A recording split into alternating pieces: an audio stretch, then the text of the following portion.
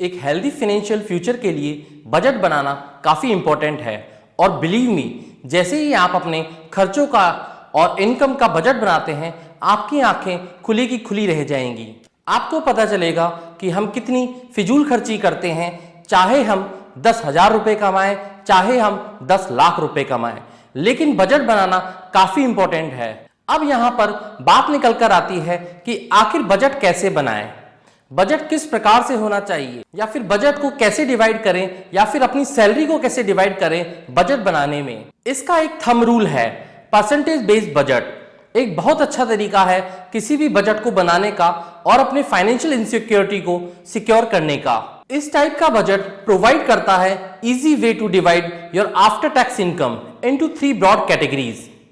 तो यहां हम बात कर रहे हैं 50-30-20 रूल की, जो कि एक पर्सनल फाइनेंस से जुड़ा रूल है। और ये रूल हमें बताता है कि हमें कितना % पैसा किस किस चीजों पर एक्सपेंस करना चाहिए और कितनी हमें सेविंग करनी चाहिए, और क्या हमारी जरूरतें, क्या हमारी लग्जरी और क्या हमारे इन्वेस्टमेंट रूल होने चाहिए। बेसिकली ये एक थंब रूल है जिसको 50-30-20 रूल भी कहा जाता है। चलिए बात करते हैं इस रूल के बारे में और समझते हैं आखिर 50, 30 और 20% क्या है। Number 1, 50% goes to your essentials, means needs. जो आपकी रोजमर्रा की चीजें हैं जिनको आप अवॉइड कर ही नहीं सकते हैं, जैसे कि आपके हाउसिंग की EMI, आपका transportation cost, insurance, groceries, utility bills, इन पर आपको लगभग 50% आपका स्पेंड करना चाहिए, जो भी आपकी इनकम हो रही है।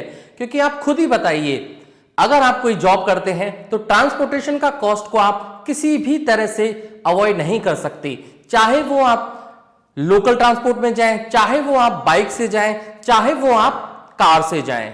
और अगर आपने कोई घर ले रखा है तो घर में होने वाली यूजेस जो कि इंपॉर्टेंट होते हैं, जैसे कि लाइट का खर्चा, जैसे कि यूटिलिटी बिल्स, फोन का खर्चा, या फिर कुछ मेंटेनेंस का वर्क भी हो सकता है, उसको आप कतई ही भी अवॉइड नहीं कर सकते हैं। और जो भी हमारे घर में ग्रोसरीज आती हैं, रोजमर्रा के सामान, उनको भी आप कभी अवॉइड नहीं कर सकते हैं, क्योंकि जीने के लिए ये बेसिक चीजें हमें जरूर से जरूर चाहिए। ग्रोसरीज में आप देख सकते हैं आटा, दाल, ब्रेड, सब्जी, फल, फ्रूट एक्सेट्रा। अब हम बात करते हैं इंश्योरेंस की। इंश्योरेंस को भी हमें बिल्कुल अवॉइड नहीं करना चाहिए, क्योंकि सबसे पहले जब भी हम इन्वेस्टमेंट की बात करते हैं तो 2 इंश्योरेंस को मैंडेटरी समझते हैं। पहला मेडिकल इंश्योरेंस, दूसरा टर्म इंश्योरेंस। तो इनकी जो मिनिमम कॉस्ट है उसको आप बिल्कुल भी अवॉइड नहीं कर सकते हैं। आपको इनमें पैसा डालना ही पड़ेगा, क्योंकि क्या पता कब फ्यूचर में किस प्रकार की नीड आ जाए। Rule number 2, the fund basket, जिसे हम वॉन्ट्स भी कह सकते हैं। उसमें आपका इन्वेस्टमेंट 30% होना चाहिए आपकी सैलरी का। मींस जो भी आपके थोड़े बहुत लग्जरी आइटम्स हैं, या फिर एंटरटेनमेंट के लिए, या फिर शॉपिंग के लिए, या फिर आपको घर से बाहर खाना खाने जाना है, किसी चैरिटेबल ट्रस्ट में गिफ्ट करना है, या फिर अपनी हॉबीज का, वो आप 30% इनमें इन्वेस्ट कर सकते हैं। अगर आपकी सैलरी कम है या फिर आपके 50% इन्वेस्ट होने के बाद काफी कम पैसे बचते हैं, तो आप ऐसा भी कर सकते हैं, जैसे मंथ में एक बार मूवी देख ली, मंथ में एक बार वॉक पे चले गए या फिर गार्डन में चले गए। और शॉपिंग आपको मंथ में कम से कम करनी है, जिससे आपका मैक्सिमम पैसा बच सके। मेरा कहने का मतलब ये है, बेसिक नेसेसिटीज की चीज 50% नीड्स में आ जानी चाहिए। या फिर शॉपिंग, ये उस शॉपिंग की बात है जो लग्जरी आइटम होते हैं, या फिर आपको डिनर के लिए बाहर जाना है, या फिर आपकी कोई भी हॉबी, जैसे मेरी हॉबी है इन्वेस्टिंग से रिलेटेड वीडियो बनाना। मुझे बहुत अच्छा लगता है ये वीडियोस बनाना और लोगों को अवेयर करना फाइनेंशियली। और मैं एक अच्छा पर्सनल फाइनेंस कोच भी बनना चाहता हूं, और मैं उसी के लिए ये वीडियो बनाता हूं, और मैं रेगुलर ट्राई करता रहा हूं कि मैं बेटर से बेटर कंटेंट क्रिएट कर सकूं। अब आता है रूल नंबर 3। रूल नंबर 3 है 20% your income for your financial goals. और वो गोल्स हो सकते हैं लॉन्ग टर्म, कोई भी ड्रीम्स हो सकते हैं, रिटायरमेंट गोल हो सकता है। रिटायरमेंट गोल के अंदर आपको 20% आपका पैसा लगाना ही चाहिए, क्योंकि 60 के बाद जब आप कमजोर हो जाएंगे और आप वर्क नहीं कर पाएंगे, वो एज आपकी कुछ भी हो सकती है। 60 मैंने एक जनरल एज लेकर चली है, क्योंकि इंडिया में 60 एज को रिटायरमेंट की एज माना जाता है, लेकिन आजकल तो वो कॉन्सेप्ट भी आ गया है। लोग 40s में 50s में 55 के आसपास रिटायर हो रहे हैं, तो आप भी अपने रिटायरमेंट गोल को उसी प्रकार से सेट कर सकते हैं कि मुझे किस एसेट क्लास में डालना है मेरा 20% जो कि मैं सैलरी से सेव कर पाऊंगा।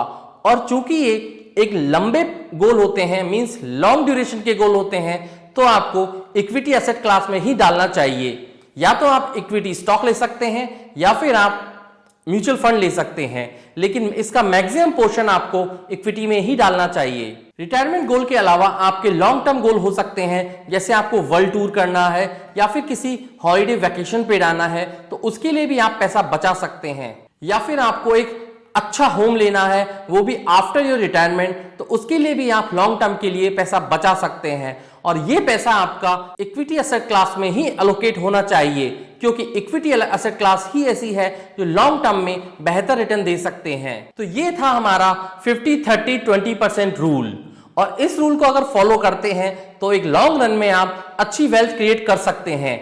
और अच्छी वेल्थ क्रिएट करने के लिए ज्यादा पैसे की जरूरत नहीं होती है, एक वेल डिसिप्लिन की जरूरत होती है, एक कंसिस्टेंसी की जरूरत होती है और इन्वेस्टमेंट हॉराइजन की जरूरत होती है। आशा करता हूं आपको ये वीडियो पसंद आया होगा, और अगर आपको ये वीडियो पसंद आ रहा है तो प्लीज मेरे इस वीडियो को लाइक कीजिए, शेयर कीजिए, और अगर आपको कोई क्वेरी है तो कमेंट बॉक्स में कमेंट करना ना भूलें। प्लीज मुझे मोटिवेट करने के लिए मेरे चैनल को सब्सक्राइब कीजिए, और आगे भी मैं इसी तरह के वीडियोस लाता रहूंगा, जिससे कि आप फाइनेंशियली फ्री हो सकें, फाइनेंशियल अवेयर हो सकें, फाइनेंशियली आपको कोई भी इशू ना आए।